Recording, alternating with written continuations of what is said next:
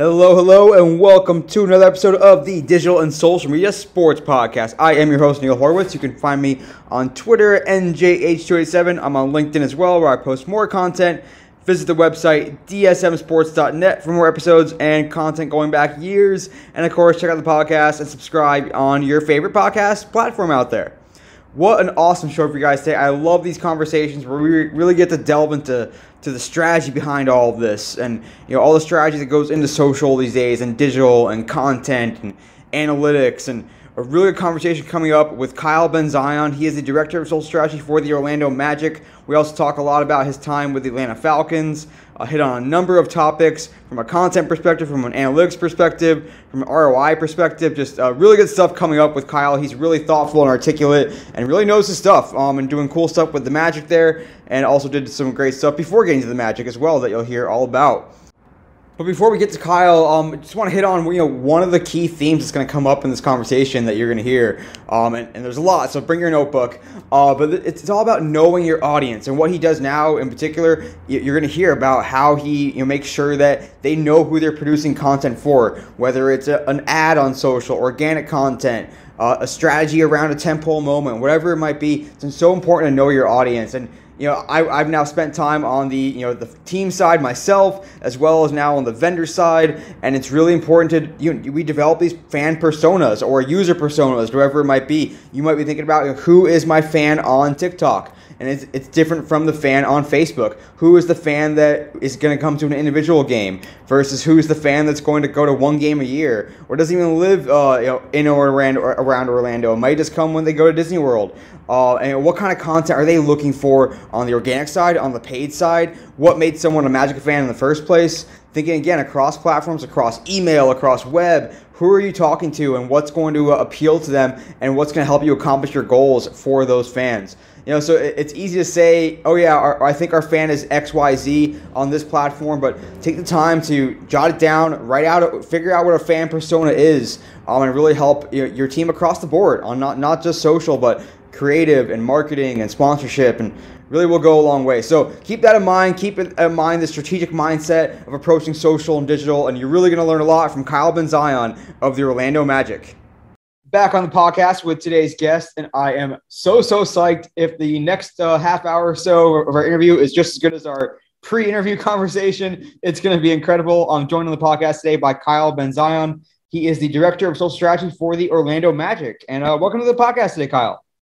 Neil, appreciate you, man. I'm excited to talk social and digital and sports in general, and I appreciate you doing this. I think what you do is really cool with a lot of different social media, digital media professionals. So I'm pumped, man. Thanks for asking me. It is going to be a tremendous conversation. I look forward to picking your brain. But before we get into the meat of our discussion, Kyle, tell us about you. Tell us about your career path. You had some cool stops along the way, and how you got to the Magic, and any tips for folks that want to do what you do. Yeah, sure. So I'm a Gator. I graduated back in 2014 from the University of Florida in telecommunication production. At the time, there really wasn't studying much social media or anything in college. So I did a lot of on-camera, off-camera, hosting radio shows, at the news desk, things like that. Mm-hmm. And my first job was out at the University of Nebraska, man. It's that first job, getting it is tough. I applied for almost 100 jobs, got a couple different interviews, and got one offer. And it was at the University of Nebraska with the Huskers. I worked out there as a digital media video specialist, I think my title was, editing video, doing some on-camera stuff. But man, that's where I really developed one of my first mentors in the industry, Kelly Mosier.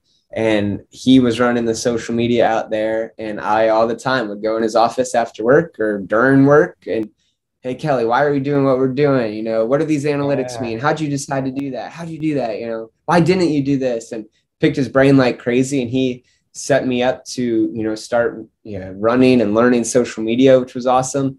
And I was there a couple of years and worked with Kelly to kind of figure out what my next step was. Mm-hmm. And we thought me running social at a smaller university was probably my next step. Mm-hmm. So I took a job out at George Washington University in DC as social media coordinator. Was there for about a year.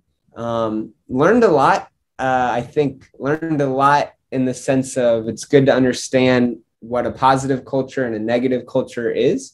for me, I didn't necessarily like it during my time there, but it taught me a lot about the type of culture that I want to be in and surrounded with in my career. From there, man, I was at GW, and Nico Tan, who I met at Florida, he was a few years younger than me, but I left a good impression on him. When the one or two times I talked to him in Gainesville, he DM'd me one night and it's like, hey man, I want to pick your brain about social. I'm a video intern at the Atlanta Falcons. I want to talk to you about social. We talked that night for about an hour. And at the end of the conversation, he's like, hey, by the way, the Falcons are hiring 2 social people. You know, I think you could be a good fit. If you're interested, like send me your resume. I'll put it on my boss's desk. So I was like, heck yeah, man. Like, let's go. Well, those 2 positions that were hired for social with the Falcons, he got one of them full time and I got the other. Wow. That's so cool. So yeah, man, Nico's my guy. He's at the Bulls now. And so, yeah, I was there about 5 years, experienced a lot of highs, a lot of lows. I was social media coordinator brought in, and then I was promoted to social media manager a couple years in. Mm-hmm. And then this past October, so that would be of 2021, I got an opportunity. I saw it on LinkedIn, and I was like, I think I could be a really good fit as director of social strategy with the Orlando Magic back in my hometown.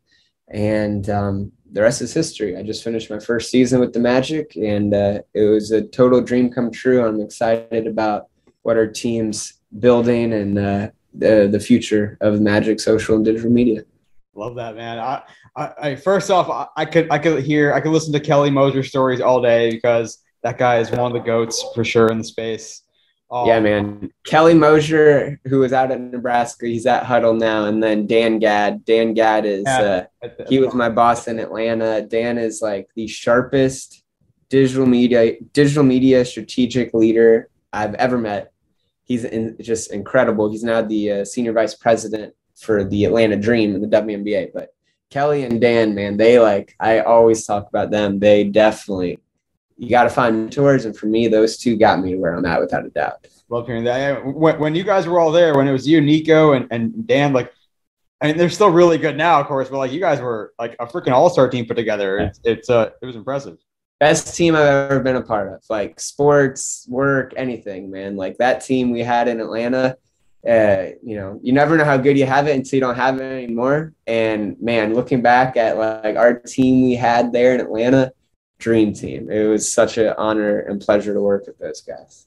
So tell me, Kyle, like as you were starting out, and I can kind of relate to this too, because when I was coming out of college, I was doing on-camera stuff, and I thought I was gonna maybe go that route. And then you pick up, you get to Nebraska, you start to pick up other skills, you start to understand. Like, was there a point where you're like, okay, I'm not, because you can put all your efforts into being on camera, being in broadcast, being on the production side. And I've had talks to people on this podcast that do that. And are like almost like team beat reporters in some capacity. Or you can pick up and go all the way on the creative side and, be the person that's producing those videos and doing graphic design perhaps. So like, at what point were you like, okay, I kind of want to learn the social thing and to be good at social, I have to know a little here, a little here, a little here, a little here. Like, what was that process like for you to sort of come to that decision? That was definitely when I was out at Nebraska. I mean, when I was in college, I was just like a lot of people, and I wanted to be the next anchor on SportsCenter, right? Mm-hmm. And then when you start learning like to do that, you may have to go to some middle of nowhere town in Wisconsin and go cover some high school ice hockey. And I was like, I'm good. So when I was out at Nebraska, man, like I did get some of those opportunities and I was doing some of the on-camera stuff, but like I really learned to enjoy connecting with our fan base and connecting and interacting, like speaking with our fan base. For me, it was so cool to see the passion. I mean, the Huskers have one of the most passionate fan bases in the country by far. Oh, yeah. And so to be able to constantly create and understand their wants and needs on digital, like to me, that was like really cool. I was like, whoa, this is something different. And this is like, I can get into this. And so it's definitely my time out there. And like, look, like having the video and production skills then helped a lot. And I still use them from time to time now even. Mm-hmm. But that was when I was like, I want to try to kind of switch gears a little bit and become that sponge and learn different skill sets and ultimately get into social media. Yeah, it's always interesting to learn about the backgrounds of the folks you talk to on this podcast. And some do come from that creative background. Some do come from a journalism background and otherwise just storytelling and general content creation and engagement. What does it mean? And of course, the social level, you get to have that sort of centralized picture of things and get to go through all those different channels. So I do want to hear, because you got to George Washington. You had the experience in Nebraska at that point. I'm sure different levels of resources at those two places for sure. And then you get to the Falcons, and now you probably go from what maybe like you and a couple other, maybe one or two other full-time people at George Washington and some students, and then you go to the Falcons and you're part of a machine. So like, what was that process like to be able to adjust your expectations and what you need to have your hands in, and what the objectives are, and what was like working with others on the same brand accounts essentially. Yeah. So two things there. Number one, it gave me great perspective going from GW to the Falcons. And what I mean by that is a couple of times I had heard people in Atlanta, I'll never forget this, my first couple months there, they're like, oh man, like we don't have enough people, we don't have enough cameras, we don't have resources. And I'm looking around and I'm thinking, yo, we have everything we ever want compared to definitely appreciate the smallest school that I was just at. Oh, completely. I still have that appreciation. I think going through that, maybe it wasn't the best thing for me at the time, but man, it was so good for me to grow and appreciate things like that in my career. But the expectations and things like that. Funny, quick anecdote is, I was originally told the Falcons were, when I was going through the process of interviewing, that they were going to hire 3 social people. Mm-hmm. And my first day on the job, they were going to hire an engagement specialist, which Nico ended up getting, a coordinator, which I got, and they were going to hire a social manager. My first day on the job, I learned that in Atlanta, instead of hiring that third social person, a social manager, they decided to add another video person. So like on my first day on the job, they were like, hey, you're like managing and running all the social channels. And I was just like, I am not ready for this. Wow. So it made me grow so much so quickly. It's things like that, man. Like when people leave jobs and you just have to like grow into it, like it really stretches you in a positive way. And that's what it did for me. 6 months, not even 6 months, about 4 months, 5 months after I took that job, we were in the Super Bowl. And so talk about having to learn quickly. I went from being at GW, a one-man band, to 5 months later managing the social media channels of a team in the Super Bowl. And holy cow, my head was spinning. But it was, again, looking back, I would do things so differently now than I did at that time. But man, that was such a great time for me to learn and really hone in on my skills. Oh, I bet. I mean, I can only imagine it. And as you start to spend more time there, and you are now part of a team, what that start to do for what you need to focus your skills on, your experience on, and ultimately spend your time on as well. Like, what kind of things did you delegate to others, or not necessarily delegate even, but to split up with others versus taking on yourself? Honestly, I'd say the most I learned there was relationships. The social team in Atlanta was kind of like the center of a spider web, just the way we were structured. You have to be a great communicator with graphics. You have to be great communicators back and forth with editorial, with video, with photo. And so that was my main thing I learned during that time. It's like, I may have to talk to photo about something and then say, okay, hey, editorial, photo's doing this. We need to pair this up for Instagram stories or whatever it may be. You have to, I felt like everything runs through social, and we were kind of the center of the spider web. And at the other side of that, it's up to us if things aren't working well. Like, let's, you have to look back too. You can't just always look forward and understand, analytics and research and numbers. And then get that back to the people creating the content. Like, they need to understand what tweaks they need to make and how we ultimately are better. So that whole thing was kind of foreign to me. And so I quickly learned, again, under Dan's leadership, of like the importance of understanding analytics and communicating it back to the team. So for me, that was like a huge, huge learning curve that first season for sure. Let's talk about that a little bit, because I mean, obviously now in a strategy role, you certainly deal with analytics. You're telling me about how you did it with the Falcons there as well. And you were with the Falcons during a time. I mean, I guess all times like this in social media, but during a time when new platforms, new features are coming out. We have Instagram stories, we have Snapchat stories, we have TikTok, obviously. So when these new platforms come out, like, is it an automatic? It feels almost sometimes like automatic, but automatic to say we're going to look at the same metrics that we do for Instagram feed, or we do for Facebook feed, or Twitter feed. Like, we're still going to look at impressions, and that's going to be our roll up total at the end of the season to see how we did. We're going to look at total video views, or we're going to look at total reach. Like, how much can you or should you just automatically say, okay, let's compare apples to apples across these social platforms versus, hey, this is a unique platform. We need to look at it in a unique way and be able to use it's okay if not recommended to use different types of metrics and analytics.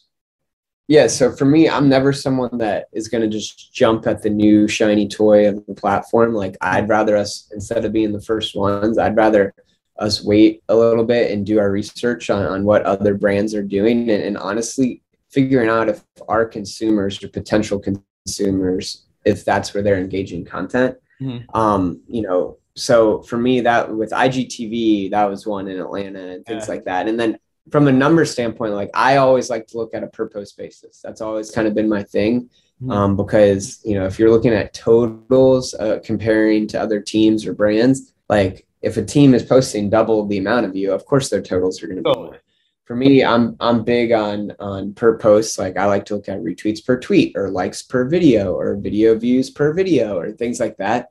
That's how I believe you kind of put things on an even playing field. So no matter what the platform, I like to look on a per post basis, even if it's one of the newer platforms. But I'm never someone who's like, oh, there's a new thing, we got to go right now, we got to be the first ones out there. Like, I'd rather, take our time and make sure we're attacking it correctly rather than just going blindly into it.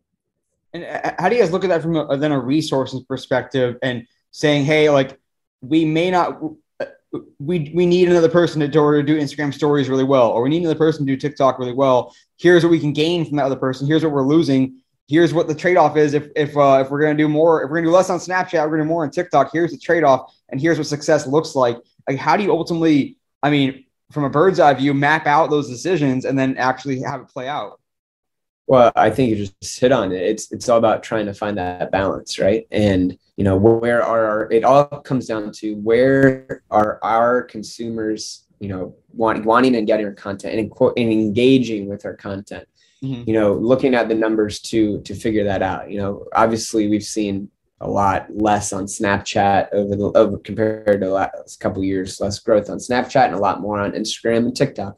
At some point, a lot of brands had to say, okay, well, is it worth that person continuing to post on Snapchat, or should we move them over to Instagram stories and creating content for TikTok, et cetera? I mean, you only have so many hands at the end of the day, right? And that's one thing that I learned a lot from college athletics to pro. Like, when I was at GW, and even I saw it at Nebraska, it's like, when there's all these accounts and you have your hands in them all you're trying to do is keep them all afloat. You're not trying to make anything great. You're trying to make everything good, just to keep everybody happy and, do what you need to do on all these accounts. That's an advantage of pro sports. It's like, you have a lot less. You have the Magic account or the Falcons accounts, or, you may have a couple other ancillary accounts that you may have a hand in or maybe be running. But, like, you have way less. Like, at GW at one point, I was signed into 27 Twitter accounts at one time. Like, how am I supposed to make all of those great at the time? You can't. So, that's one thing for me. Again, it goes back to perspective. And so, like, let's channel our efforts to make sure we're making the great channels where we can. And is it kind of about understanding what your audience priorities are there? Like, as opposed to going the other way around and saying, hey, we are really good at motion graphics, or we're really good at video. Oh yeah. Let's create great video, and we'll, try to, reprioritize it. Yeah, I mean, for me, it all starts with the audience. Like, I don't care what we're good at. Like, I'm not going to call out any brands or anything, but I've seen teams put out incredibly creative content that I look at and I'm like, damn, they worked on that for like days. Mm-hmm. And then I'll look at the engagement and it has like 13 retweets and like 4 comments just on like Twitter. And I'm like, they never ask themselves, why will our fans care? Like, why will our fans want to engage with this content? Like that's where everything should start. Like before, all the time people say, hey, I have an idea in a brainstorm. Like, hey, I have an idea. And instead of saying, hey, I have an idea, like what I'm going to say back to you is like, how do you know your idea is going to work? Right? Like the before you say I have an idea, based off of what I know that's going to work and the research I've done about our fan base, hey, I have an idea based off of that. I think all the time people jump straight to brainstorming. It's like, wait. Just because you have an idea doesn't mean it's going to work. Like, let's do our research to make sure we're brainstorming on the right things. So. Yeah, I mean, it's hard sometimes to think about it, but Picasso was not thinking in his head, oh, what does the audience want to see? Maybe he was though. It's not that way in social. Like you're creating for an audience. You're not just creating for the sake of creating. Exactly. Yeah. I think that's where a lot of brands sometimes go wrong is they just, hey, I have a creative idea instead of asking themselves like, do their consumers actually care? And how's it start to come into play too when you are thinking of, because I think now we have come to accept that brand is all very, very intertwined with social, that you a lot of times your personality, your voice, what your brand stands for plays out on social for a large percentage of your fan base and to a lesser extent your partners as well. And so when you're thinking about those less measurable things, like, is this messaging getting across? Like, is this voice recognizable now? Like, how do you go about thinking about that? And also then working with the people that are pushes buttons to make sure that they know how to think on the fly, but think on the fly in the way that you guys have defined.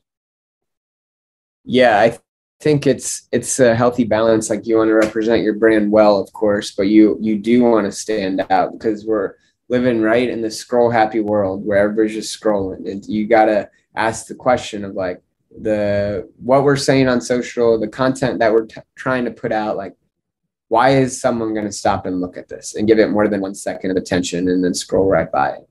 So I think it's a battle for attention. That's what social media is right now. It's a battle for attention. And so like, what can we do to be different, stand out, and not be cookie cutter? Like if you know what the Orlando Magic or the Atlanta Falcons or any other brand, if you know what to expect from them consistently, like in today's world, like that's not going to do it because like then people are going to scroll right past you because they know what to expect from you. You got to catch people off and be like, whoa, that's cool. What's that? Like get their attention. Otherwise in this scroll happy world, you're going to get about 1 second, if that, of someone's attention and they'll just keep on going. But how do we make sure that like, I'm not going to say a blanket statement, like all attention is good attention, but in some ways, like how do you make sure that the path to get that attention is the right path for the organization up to the highest levels? Yeah, I mean, every organization is very different. I've seen that easily. It's like every organization is very different as far as comfortability on those things. Yeah. And every organization is different with like leadership, even up to like CEOs or CCOs or whoever having a hand in it. So you have to, it's so independent. It's so different organization to organization of like what leadership is comfortable with. And I think it's going to change a lot as this younger, like you're my generation, become people in the C-suite who understand like social and digital a little bit more and understand that it is entertainment. It is official team news or brand news, but it also is entertainment. It has to act as entertainment. Totally. I think you're going to see it change. That line's going to change a lot. Not that brand should be like disrespectful or belligerent or anything like that, but just understanding that it's bigger than just like team statements and old school ways of thinking about news. It's like this has to be conveyed as entertainment. So I think it's a tough question because every organization is so different, but I do think like as the younger generation moves into that C-suite, like I think you're going to see changes here in the next few years or several years in the sense of freedom and expression and honestly just moving digital from a news-based view to entertainment. Totally.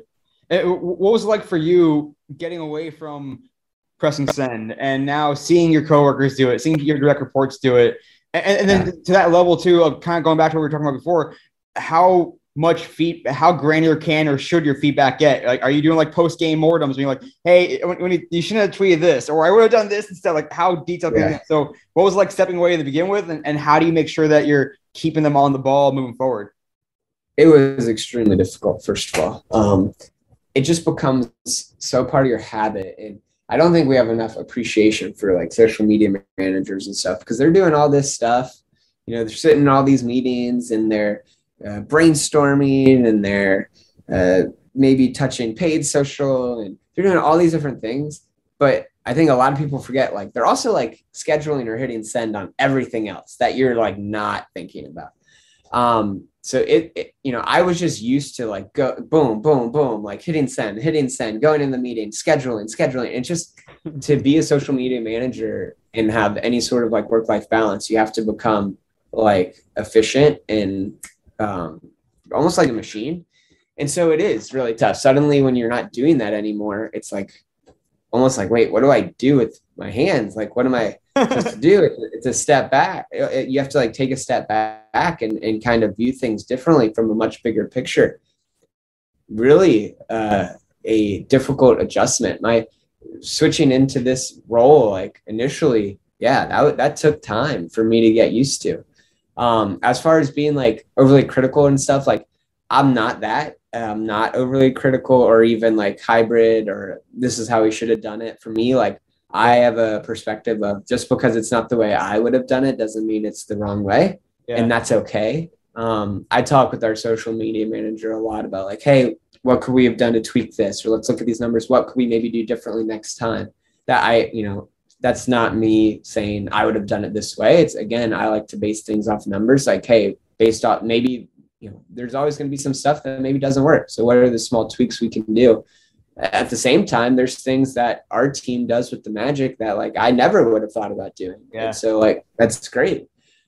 So yeah, but that transition, man, it's tough. It's tough. Like when you're not in the NFL, there's transactions like multiple times a week, and you got to pull over on the side of the road and get the transactions out. Like the NBA doesn't have transactions or anything like that, which is really nice.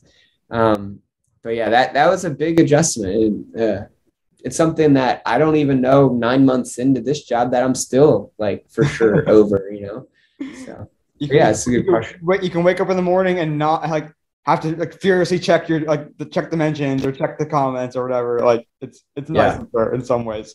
It is. It's kind of a breath of fresh air. It's kind of like, wow, I've been doing that for several years. Like it's good to get away a little bit from it. To take me a little inside the like goals and objectives. And, we talk about, we can cite any number of KPIs and metrics, but it's like both from working at different organizations now, but also just going from 8 home games or 8+ home games versus to 41+ home games. And you're trying to sell tickets, and your ticket sales are a little bit harder to come by when you have that many more games to sell. So what's that process like of just divvying out content as well as how you're ultimately like what goals you're working towards? Yeah. So from the content side of things, like, I mean, I've always been a huge advocate for like CrowdTangle, Sprout, things that you can do with and to compare to other brands, other teams. And we lived in CrowdTangle in Atlanta comparing ourselves to other teams. With the Magic, I definitely compare to other teams, but I honestly, with where we're at right now, I just want to see like progress year over year versus ourselves. I want to see like with where our team is on the court and where like what we're trying to do on digital. Like I just want to see year over year progress for us on social. But you had a really good point there from games. I mean, in the NFL, you got 16, 17 games, like 8, 9 home games, and then you have 41 home games in the NBA. That was a big adjustment for me too, honestly, because in Atlanta, the Falcons have a PSL system. So they turn the lights on, you have a sellout almost. Yeah, I mean, you have to sell tickets all the time. Like in the off season, you're trying to get people to buy PSLs. There was so much pressure there for digital to drive PSLs. Like completely, like a ton of pressure. Whether it was right or wrong, I'll let you be the judge. But there was so much pressure that digital and social was going to translate into PSLs. Yeah.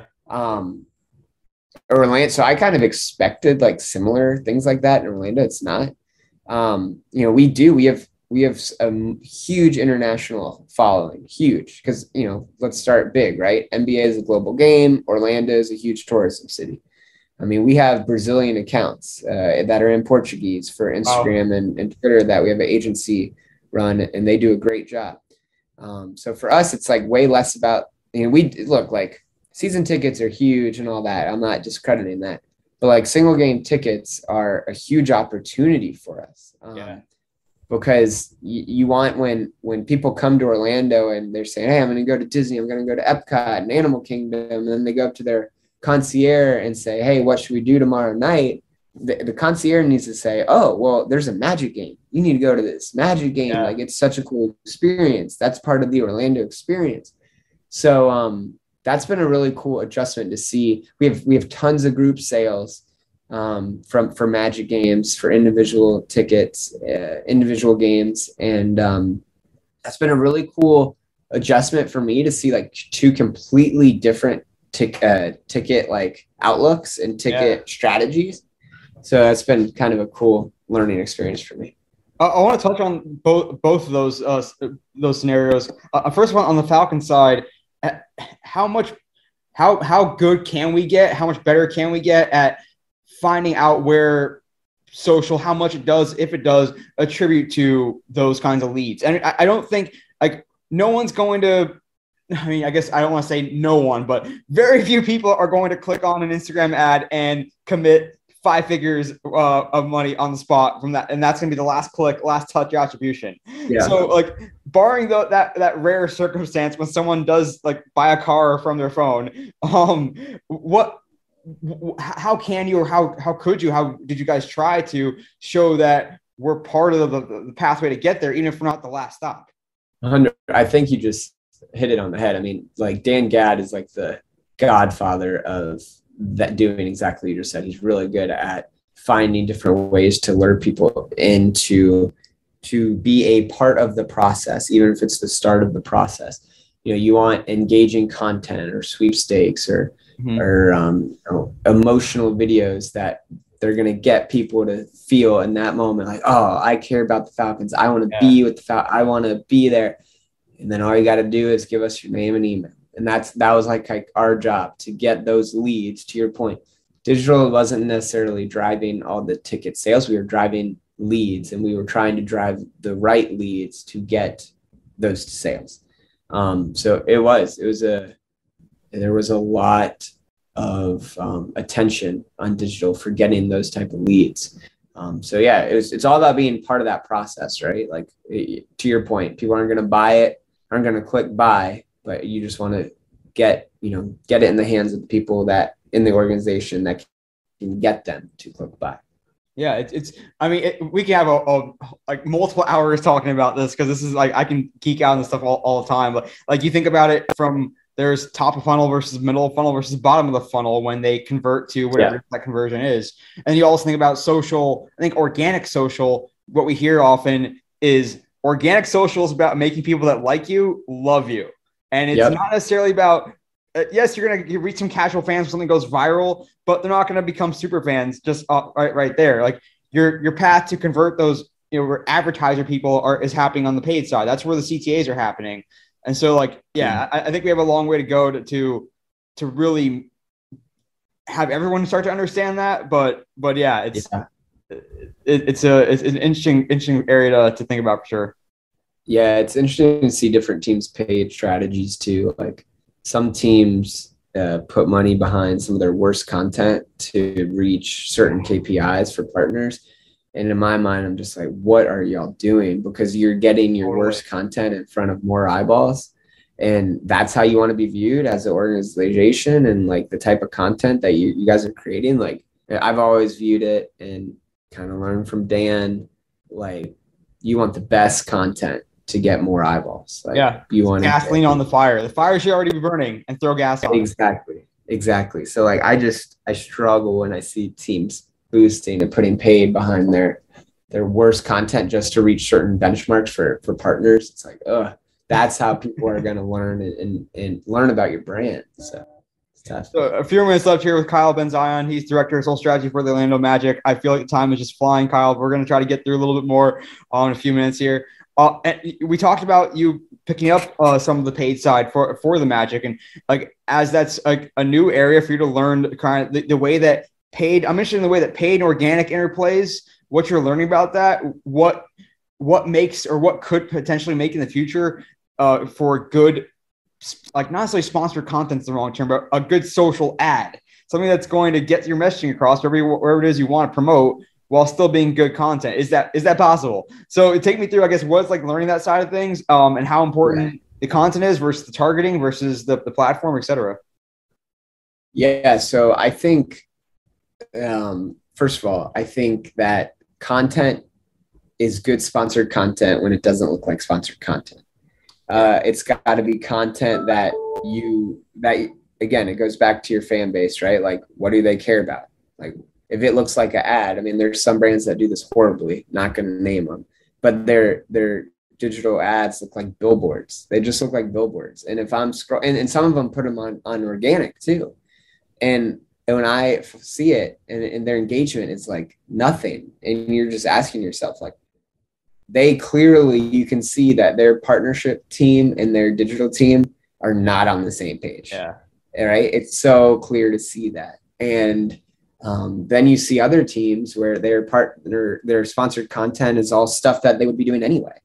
And that's what you want, because ultimately that stuff is going to be doing better from a numbers standpoint. Your fans actually care about that. And that helps the numbers, both from a content view for the digital team, but also that brings more impressions and everything else that the sponsor wants. Yeah. So, like I've always said, like, when a partner comes to us and says, hey, like we want to hop on with the Magic, with the Falcons, whatever, you don't want to create a new, and sometimes you do, but you don't want to create a piece of content just for them. Like a lot of times it's like, hey, here's our inventory of everything we're doing.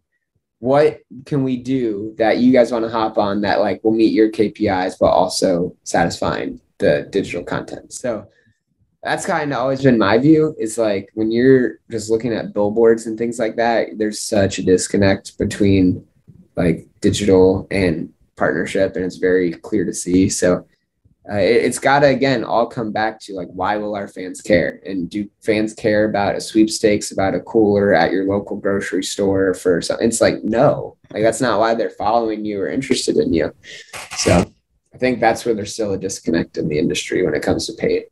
How about from like a more like ticket sales marketing side as well? Like, are you seeing that the like whatever a quote unquote like promo video or even like a hype video showing fans excited at a game, is that going to be more effective than just like, here are the top 5 plays of the week from last week and from Magic games, check it out, and if you want to see this in person, click here? Yeah, I mean, I think those are two different types of content that you can like test out. I think there's static images and things like that too that can do well sometimes.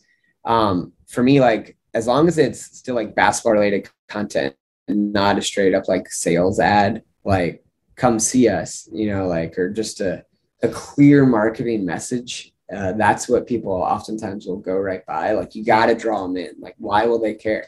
And I know I've said that probably 20 times on this podcast, but like, that's what I always say to my team, to myself. It's like, why will our fans care about this? And you've got to be able to answer that to figure out what type of content you want to create. Yeah.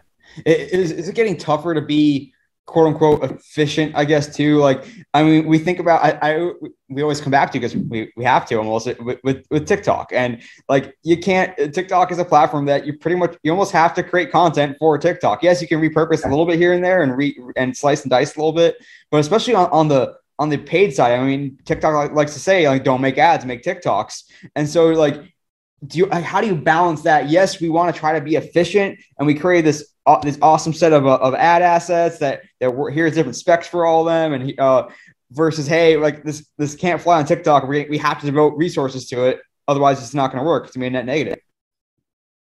Well, TikTok's its own different beast, in my opinion, because they're like, we have strategies. We develop strategies for every platform. With the Magic, that's something that I've been able to do during my time here. It's like we have a now clear defined strategy on Facebook with our goals and our tactics of how we're going to reach our goals, and our goals and our tactics of how we're going to reach them on, our objectives on Twitter, and same with Instagram and all that stuff. TikTok's, we've got like our content buckets of like what we know. If we do a piece of content that hits in two of our like 5 content buckets, it's usually a recipe for success, a formula for success, if you will. But still, TikTok to me is a little bit of the wild, wild west. Because sometimes you're like, this is the piece of content, like this is going to blow up. And then it gets posted and you're just like, what just happened? It did not do anything. Or sometimes you're like, this is not going to work on TikTok. And then you look at it and it blows up.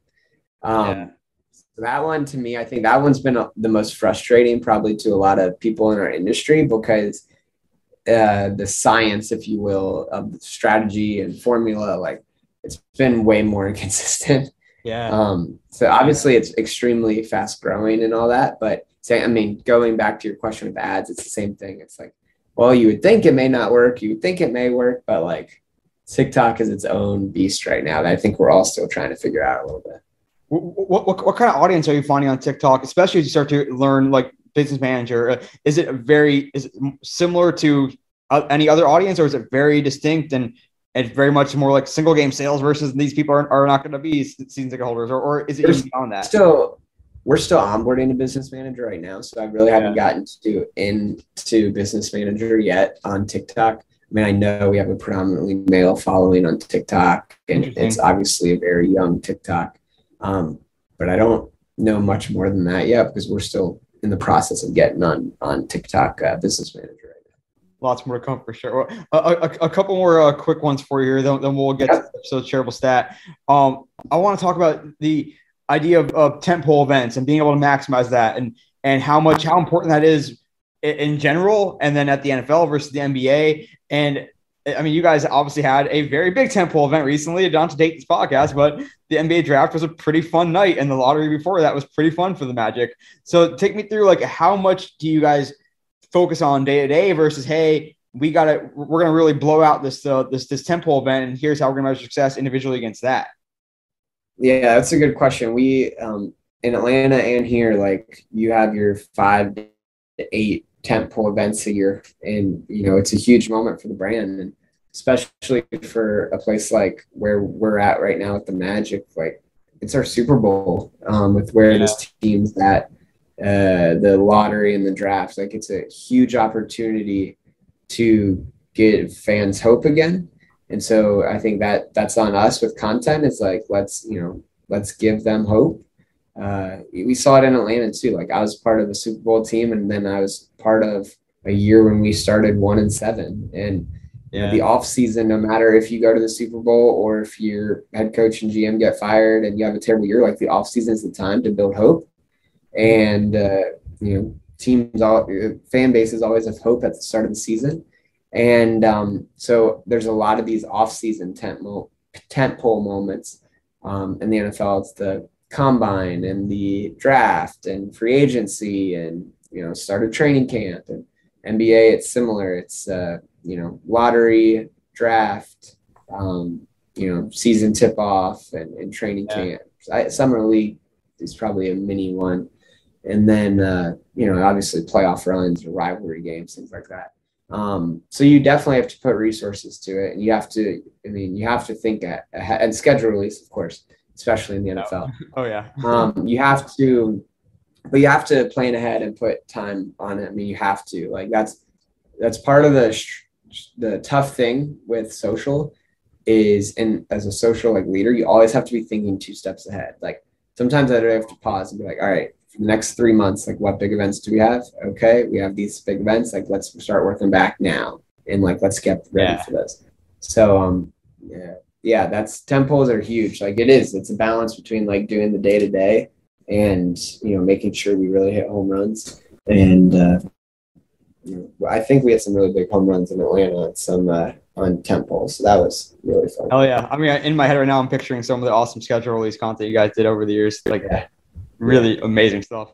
And this kind of segues a little bit into the last point I wanted to hit on with you. And I promise you that the shareable stat, even though I can keep you for hours, Kyle, but I promise I won't. And that is like, I mean, this may come into play with looking at tentpole events of what the different KPIs or different goals are that you can help to hit. You know, yes, you want to grow your reach year over year or engagements or whatever, video views, follower growth, et cetera. But it also comes into play, and you mentioned it a little bit earlier in the Falcons conversation around, you know, getting leads, getting data capture, getting audience information. So I want to talk about where you sit kind of in that director of social strategy role, how much you are talking to, you know, partnerships, are talking to digital strategy, and you know what are we doing with this email capture? Hey, this content is really popping right now on our Facebook ads. You guys should look at this for your email marketing campaigns. Like, what does that look like with you kind of being part of that machine? And what have you learned so far with the Magic that maybe is different from what other teams do? I know you don't know exactly what other teams do. Yeah. That is a large chunk of my role. We call global partnership. I talk with people on global partnership every single day. I talk a lot with our head of design. I talk a lot with our app and strategy team, our PR team. Too. For sure. It's a lot more bigger picture and bigger strategy, if you will. I mean, like I mentioned earlier, we have an agency as well who helps run our accounts in Brazil, our Portuguese accounts. And so it's a lot of connecting the dots of like, okay, this is working really well. We got to make sure we get these assets to the people who run our app or to the people who are running email and our marketing team, and sharing content and sharing information. I did this massive, I think it's 60 slides, season overview, analytic recap, and broke it down by partner on every platform, which partners work best, which didn't, and why. By player on every platform, which of our players performed best, which didn't. Broke it down by our top content or bottom content, and all of our averages, or year over year, all that. I've gone over that with our video team. I've gone over that with our marketing team. I've gone over that with our global partnerships team. Like, it's important. Like, that data is important for them to know as well. Yeah. In market ads are different and do have different audiences than digital ads, but can be some crossover there. I want to make sure that like the analysis and data that I'm doing to help our social team, like a lot of that can cross over in some way or form to those other departments. So, if my view is, if I'm doing all this analytics and data capture, like I might as well share it with everybody that, can find an impact. Same thing. I share it with our tourism team because, which players they should be marketing more of or less of, and things like that. So yeah, it's a huge, you have to be a great communicator as you kind of move up. And I've learned that, and it's really important. It's really important. That's so cool to hear, man. And I remember back in the Stone Age when I was first starting out and realizing, having that epiphany of like, I'm like, we're taking in all this knowledge. Like, we're seeing all these, like every comment go through, every mention go through, what's hitting, what's not hitting, what they're talking about, what they care about. And you're just like, I'm sitting on this mountain of information. And back then I didn't have the knowledge or tools or software or even available metrics to be able to provide that. And now here we are, all these years later, and you're sitting on top of all that and doing a lot with it, which is really cool to hear that paradigm playing out. For sure, man. It's crazy. It's a blessing. I love what I do, no doubt. Love what I do. Well, Kyle, we're going to have some more fun with you coming up in our catch and shoot segment. But first, episode shareable stat coming up right now.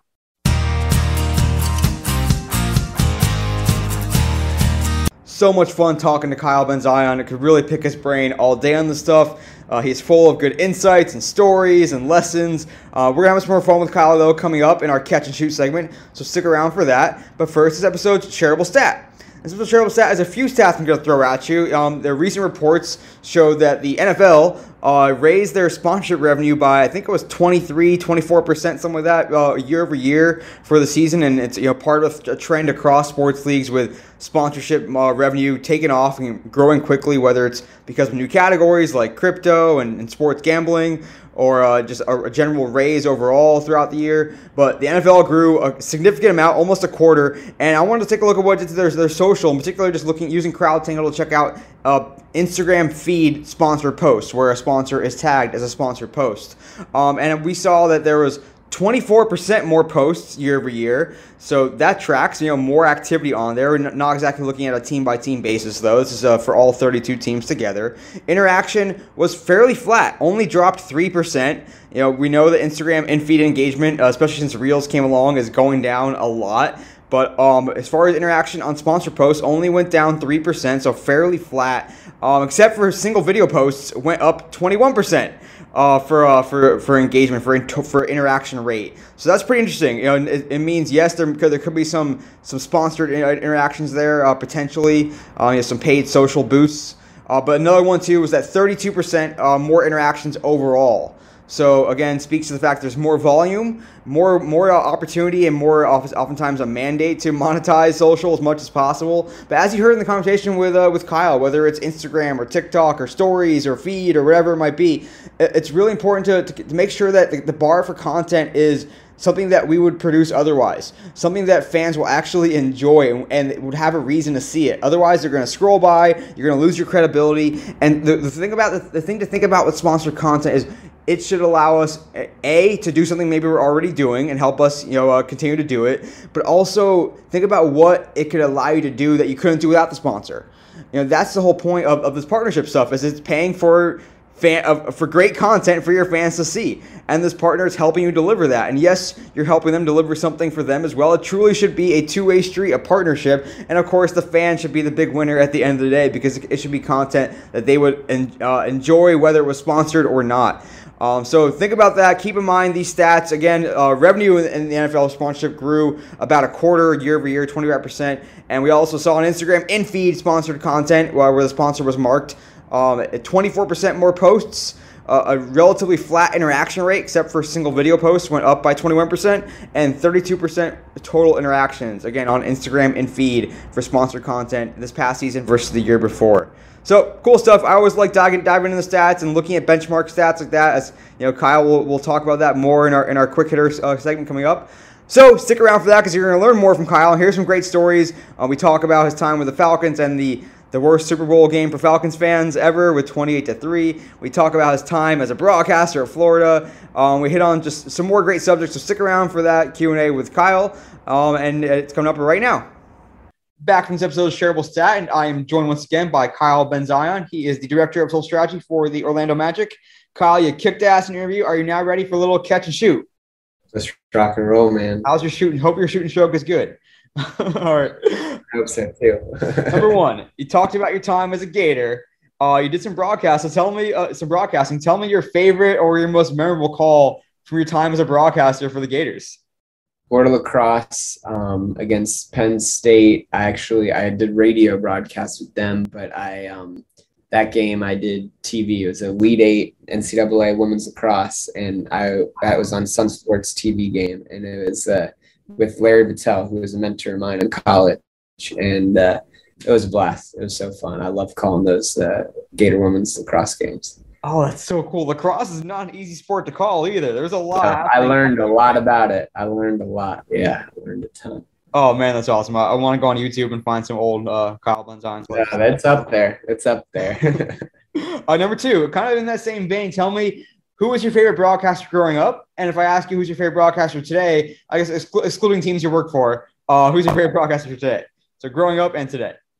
Growing up, easy, Mick Hubert. My, the Gator broadcaster, Gator football. He actually just retired. Breaks my heart. Legend. Today, I love Tom Rinaldi, sports broadcaster. He's just like, he can storytell unlike anybody else. But I want to add to that too. And she's not sports now. She once did sports, but like Robin Roberts is the real deal. Like the way she can storytell and get emotion out of somebody. Like I actually just finished her book this week. I love the way she can help people tell stories. She's really, really good. That's a good shout out. I like that one for sure. I'll check out that book too. I'm in the books now. All right, number three. One more time from college because I'm jealous you got to go to a really good sports school. Tell me the most memorable game from your time as a Gator student.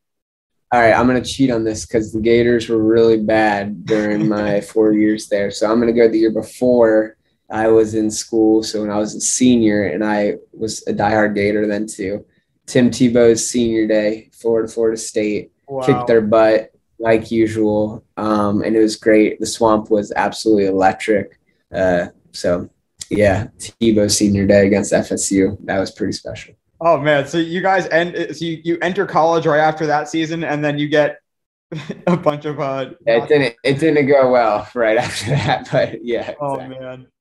Well, whatever. You were spoiled as a Gators fan for enough years there between men's basketball and football, so you. Yes, exactly. Number four. I'm kind of interested to hear this question because you spent some time at the college level, both with Nebraska and with George Washington, and obviously now at the pro level. So tell me, like, what can pro sports learn from college athletics, and then vice versa? What should college athletics learn from pro sports when it comes to social? Yeah, I just think perspective and resources like we talked about earlier, but perspective too. Like so much of college athletics now and social is targeted to like 15 to 18-year-old kids because of Yeah, recruiting, recruiting. where pro sports is so different because you're just targeting your fan base no matter their age.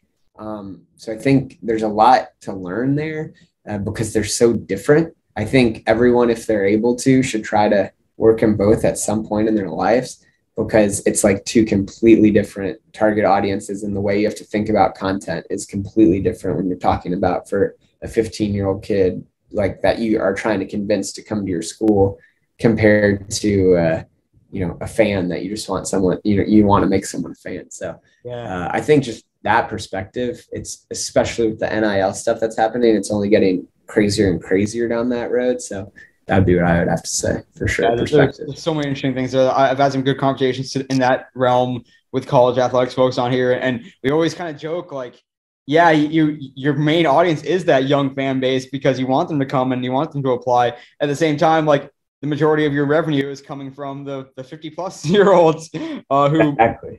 and so it's a tough balance for sure. 100%. All right, next question for you, Kyle. Tell me, looking back at your time with the Falcons, the most popular social media post from your time there. That one's easy for me. It was most impactful. Hayden Hurst, we helped tell his story. He Yeah. attempted suicide when he was back in college, and our video team just freaking crushed it. Most impactful piece I've ever been a part of, had several million views. The amount of messages that we got coming from that video, literally saying this video saved my life. Wow. I'm never going to be a part of another piece of content that is that impactful. So for me, that's such an easy answer, and I don't foresee it ever changing.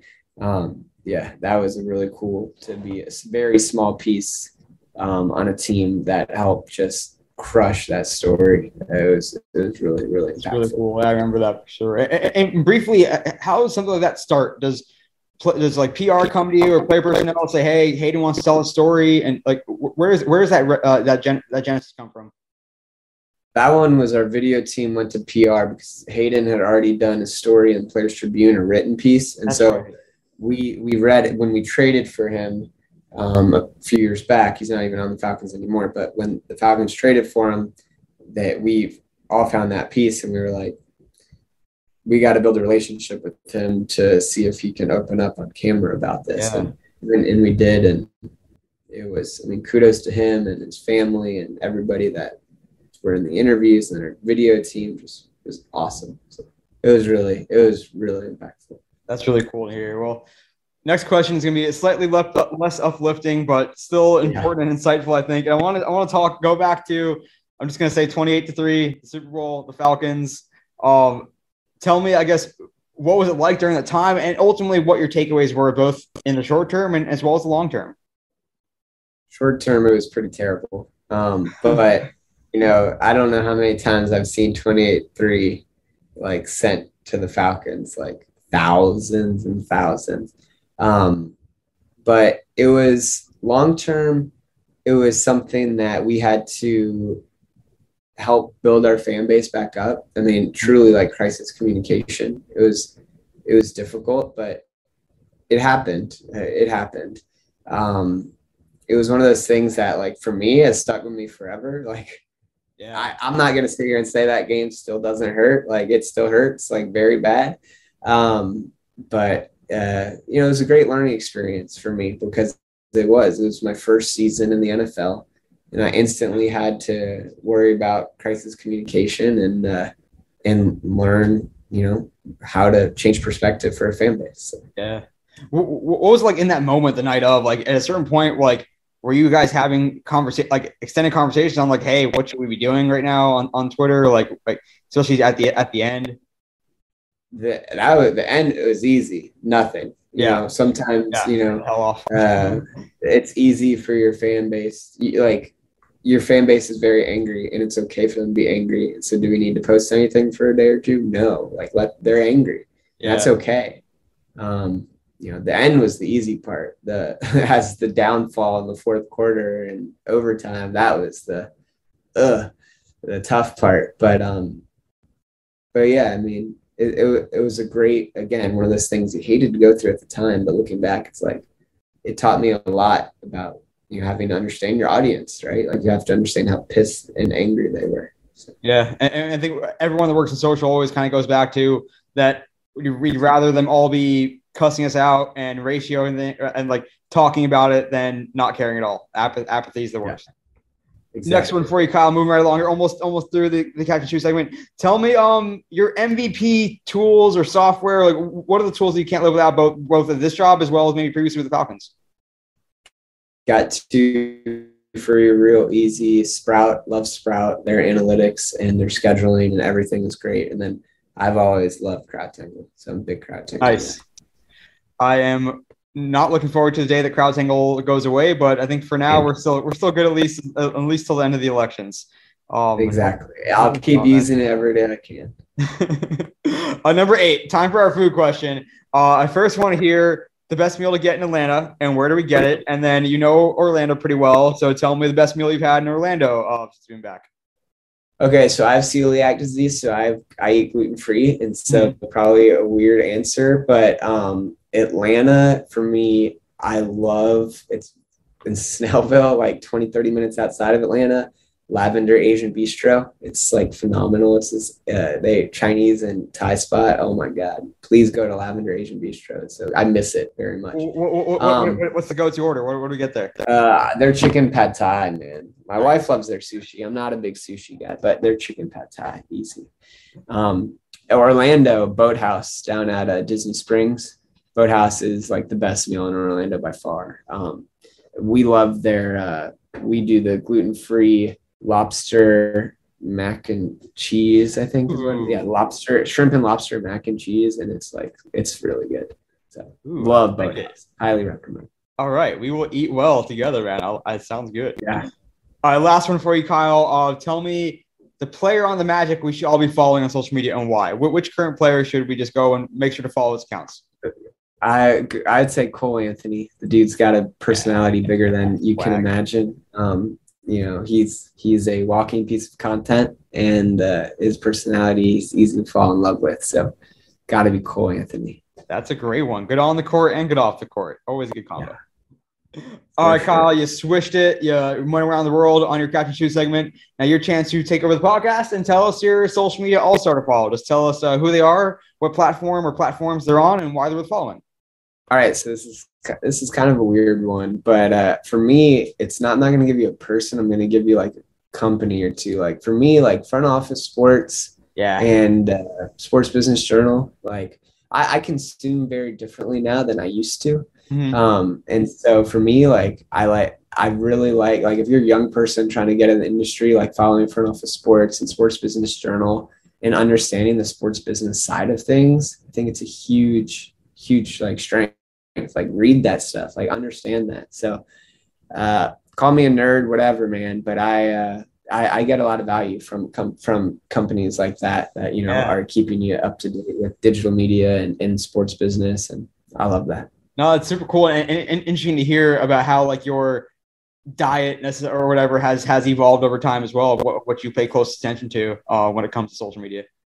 Yeah, I would say I just, I follow my favorite teams. I follow a lot of teams to see what they're doing, but I don't, I used to be a part of like a lot of the SM sports chats and things like that. I don't do that as much now. I'm married and I don't have time for that, if really.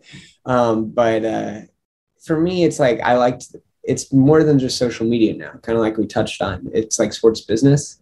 I think that's something that really interests me in the bigger picture. It's not just about retweets, it's about revenue and it's about business and tickets. And so I like learning about that kind of stuff. Yeah, I mean, there's a lot you can do using the tools. Like we talked about CrowdTangle, you can go and see who's really killing it so far in the off season and take a look. Okay, they're doing great with their engagement. Let's look at what they're doing to see what they're doing. And same with the branded content side. Certainly, you can. It's almost embarrassing to say how much time I've spent at times in the Facebook ads library. That's a fun place to learn as well. So definitely a lot changes as you move on in the space, but we still enjoy just following it all because you have to have your finger on the pulse. Sure. How about you, Kyle? Where can we find you as well as all things Orlando Magic across digital social? Yeah, Kyle Benzion on Twitter, real crazy there, and then LinkedIn. That's Kyle Benzion, Magic everywhere, Orlando Magic, Twitter, Facebook, YouTube, LinkedIn, Instagram, TikTok. I'm really proud of our team and the content we've been producing. And so I think we're just getting started. I think we're going to continue to produce a lot more cool content. So definitely give us a follow across platforms. Check out the Magic. If you speak Portuguese, they got you covered there too. And Kyle, cannot thank you enough for coming on the podcast today and sharing us your time, your wisdom, and look forward to following along as you continue on there with the Magic. Appreciate you, Neil, very much. It was fun. Thank you so much again to Kyle Benzion, Director of Social Strategy for the Orlando Magic. Cannot thank him enough for sharing his time, his insight, his wisdom. He really has learned from everywhere he's been and really is a thirsty learner. You can tell that he's picking up new things every day and really diving into challenges and figuring out this crazy thing that is social media and sports. And really appreciate him reflecting on his career so far and what could be ahead and what he's doing now with the Magic. Just really interesting stuff from Kyle, and cannot thank him enough for lending his time today.